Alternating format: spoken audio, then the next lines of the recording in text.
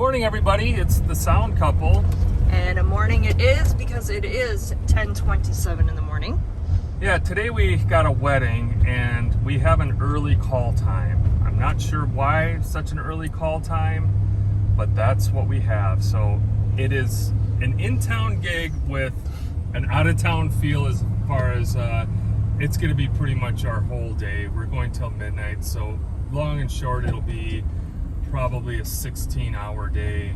We are going to go set up, and then there's going to be a rehearsal / sound check, and then an afternoon break, and we're going to head home afterwards and then come back, and hopefully we can find a parking spot. We've been at this venue before and they don't have a lot of parking, so we're going to be coming back when all the guests have arrived. So we'll see how that works out, but in general, we don't like to work this way. We like to have things timed out to once we show up at the gig, even in town, that we're not just driving the van, putting extra miles just to be commuting, so to speak, back and forth from the gig. But this is the first time this has happened this year, and you know, sometimes that's what happens, but I would really be curious to know why we need to be here so early, but so does the rest of the band. So we're just kind of rolling with it. That is all for now. We'll see you at the gig. Just arrived, and we were told we could drive right up to the tent. We saw the tent, but at this point, we have no idea how we are getting to it. So you're seeing this firsthand. There's the generator. There's a generator up there too. So there is the tent.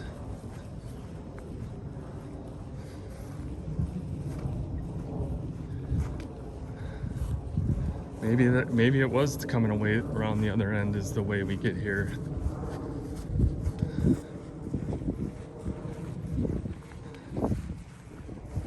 Boy, that's some long power line runs. That's Yeah, I don't see us. Oh boy. oh. So you're gonna have to plug in there. Still 100 foot, right? I don't know. There's the stage.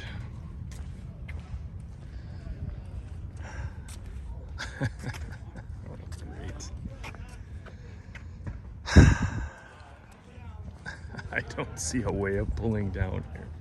Otherwise,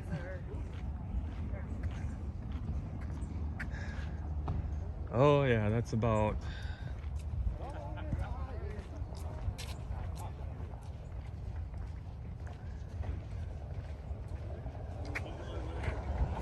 so we got the go-ahead, figured out the route that we could take, so we don't have to load in from the Street or from parking lot.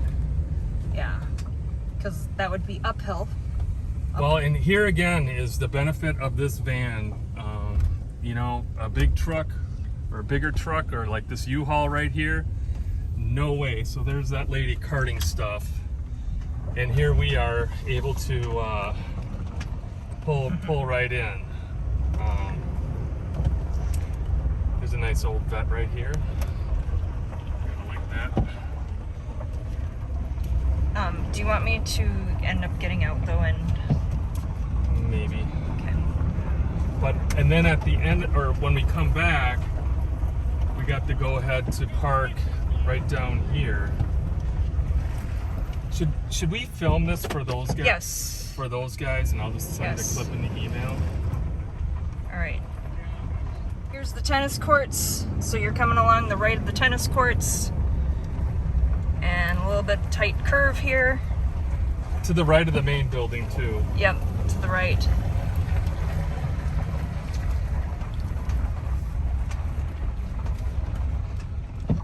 Come around the corner here, Yep. and you'll see the stage. Yep. And there we are. And watch out for this little tight part.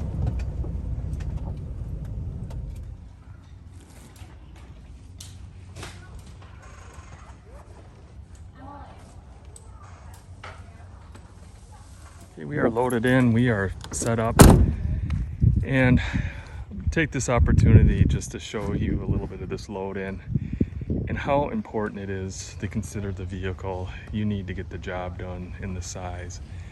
And I've said this before, but once again, the van is just awesome that we are able to do most of our shows out of there, because we do things from the bigger things that we've seen in other videos to these smaller weddings where we're trying to squeeze into these little spots. I don't think I locked it. And so you just having that flexibility. Now there are some compromises. We can't stand up in it and all that, but even parking in downtown or parking ramps, we can fit into 7 foot, which typically you can find, but if we had a Sprinter truck or a bigger vehicle, we couldn't even do that. So the van, in my opinion, has just provided us the most flexibility in just about every situation. We got the speakers up, we got everything. We're gonna start wiring stage. The band is supposed to be arriving in about the next half hour. So we're focusing on getting the system up first, and then we'll work on lighting. We're running off the Turtle here. They have a generator, I think it's way up there. They kind of showed it when we were driving in. They haven't turned it on yet. I'm imagining any time we can probably track them down, they'll turn it on. So we don't have power, and we want to start wiring the stage. So what we can do, since we have the UPS on our mixer, we can at least turn the mixer on, and then it'll run off battery. So it's running off. So we got 87 minutes of battery here. That'll give us enough time to get the mixer fired up, get the laptop going, and then we can reference our stage inputs. Well, surprise, surprise, the sound check was ixnayed. Most of the band has showed up, the core, the back line, guitar, bass, and keys. And Stacy's helping out the drummer who just arrived. So we're behind schedule, but we're gonna get her line checked, get out of here. It is 1:42, so we should have been gone 10 minutes ago. Okay, Stace, what time is it? Too late, 2:30. All right, we're just got the drummer checked in, got her set. We're giving her an ear mix she's using for her ears. So we sound check those, sound check the drums out front, and we are heading home. Just to come right back pretty quick.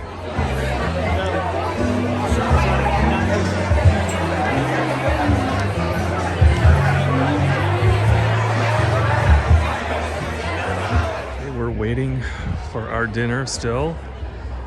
It's a beautiful night, a little bit of chance of some pop-up thunderstorms, and we didn't bring our tarps again. Shame on me. But again, no excuse, but just one of those days that there was no rain, and I think we're gonna be okay, but still a little bit too close for comfort. Bring those tarps. Tents, consider those being an outside, but in this case there are walls and whatnot, we could bring things down, but still, I did that earlier this summer too, and so shame on me. All right, we'll check it. However, for the last 5 years, we had the chance to work together every day at Best Buy. We would park by each other, sit by each other, have lunch and coffee together almost every day.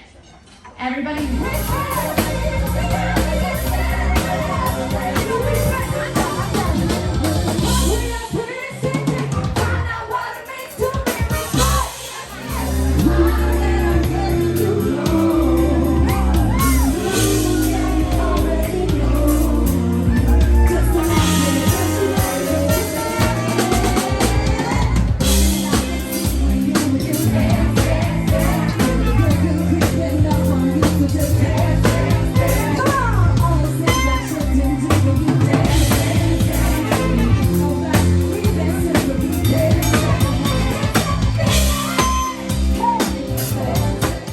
Okay, I would like to pause the video and take a moment to discuss a few things about this gig, and specifically here with the tent and CDL12 cabinets. First off, tents are notorious for terrible acoustics, and at this gig the stage was facing the short side of the tent, which simply compounds the acoustical challenges. As you can see in the picture, the CDL cabinets are facing a sloped ceiling. On the stage, the monitors are tilted back at a direct angle to the sloped ceiling as well. The result? We are faced with a swirl of sound on the stage and front of house within a 30-foot span. The sound waves are traversing around the ceiling and colliding with each other, which adds to the overall volume and noise. Bottom line, the sound had nowhere to go with the exception of what the bodies were soaking up. If it wasn't for the high energy crowd, this would have been a bigger issue from their perspective. This is a situation where using our SL328s may have been a better speaker choice as a true point source cabinet. We debated about going with 2 CDL12s per side, but as each speaker adds 20 degrees of vertical coverage, we didn't want to compound the wall of swirling sound by adding 40 degrees of coverage, with half pointing more into the sloped rooftop. Therefore, we decided to go with 1 CDL cabinet to minimize issues with reflective ceiling surfaces. The second reason why the 328s may have been a better choice for this evening is because we were also tasked in providing dinner music and microphones for speeches. This is an example where reflective tent surfaces helped us, as we were able to angle the cabinets out a bit to adequately cover the room for this portion of the program. However, using the 328s in a dual configuration would have been a bit easier, as we could simply have turned one cabinet at a 90-degree angle for full coverage. The bottom line for this night is I was focused more on the stage than actually mixing out front. As you can see from the video, I spent a significant amount of time off to the side of the stage.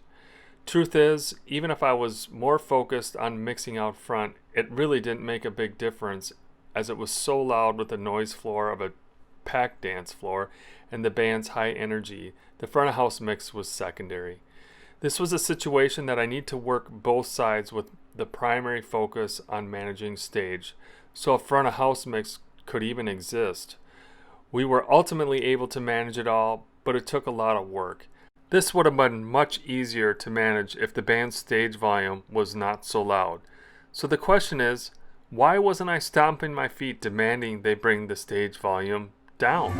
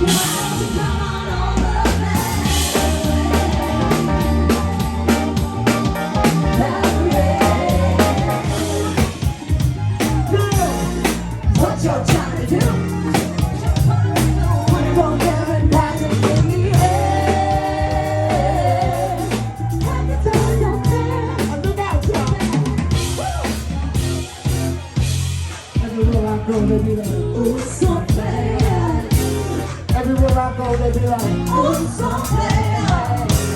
Everywhere I go, they be like, ooh, so bad. Now, let me bring it down. And we keep on rolling.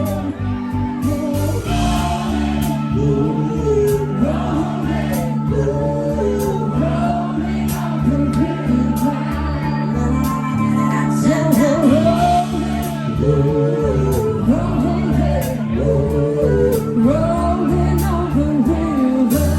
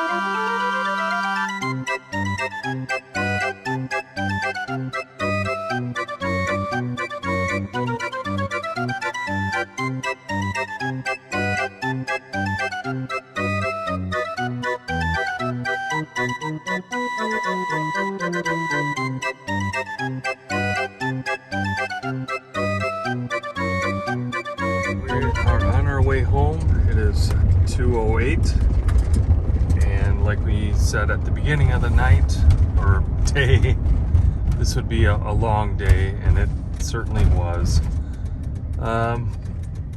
Overall, I think, you know, as far as the wedding party went, it was a good night. Everybody was dancing and having a good time, as you probably can see on the videos. From a production night, probably not one of our favorite nights, I'll just put it that way. It was a lot of damage control. That's a term I haven't used, but being that it was in a tent, and we're on the short side of the tent, and the monitors are blasting right up at the plastic wall. Stage volume was really loud tonight, and it was a little bit of a struggle for the horn players to hear, for the singers to hear, and as just keeping the monitors under control with feedback. First set, you know, that's Stace, that's just something we don't really Have to deal with on a typical gig. Yeah, tonight was like one of those nights where it's like, all right, we're gonna deal with or you know, experience random feedback and just all these squawks and squeaks. Yeah, that's just something that we typically don't have to deal with, and you know, I won't go into my reasons why we did tonight. It was a good night. That's what happens sometimes. You just start gouging the EQs, and you start trying to figure out where things are at. It took a good set to get everything kind of dialed in to where, you know, the monitors weren't feeding back, and the mains were not being hammered on. It was just a loud tent party. Are you turning here? I'm gonna go the other way. Okay, I guess we're going a different way home. So yeah, we're tired. Long day. And the loadout was, you know, grass it just kind of makes everything a little bit tougher. It's a 2-person push for some of the things. So we were slowed down tonight. It took us 2 hours to get out tonight for a relatively small show, but we had to push everything probably, how many? 40 yards? At least. 40 yards, and through the grass, so yeah. Here's my comment. So, throughout the night, I tried to do I tried to do cleanup on top of the speakers. Yeah, oh, that's right. As that always happens, inevitably. And as much as I tried, shit happens. And You gotta turn here. a drink fell off the back of the cabinet onto our power strip, and Knocked out the left or the right mains. yeah. And then we were kind of put in a drill of figuring out what was going on. And where did it plug into? We pulled out the main monitor feed by accident, knocked out their monitors while we were trying to get the mains up. My fault, because I thought he was tugging on. That's what I thought he was There's a tugging lot of on. cables being ran back there, but all right, guys, we'll see you next time. Bye.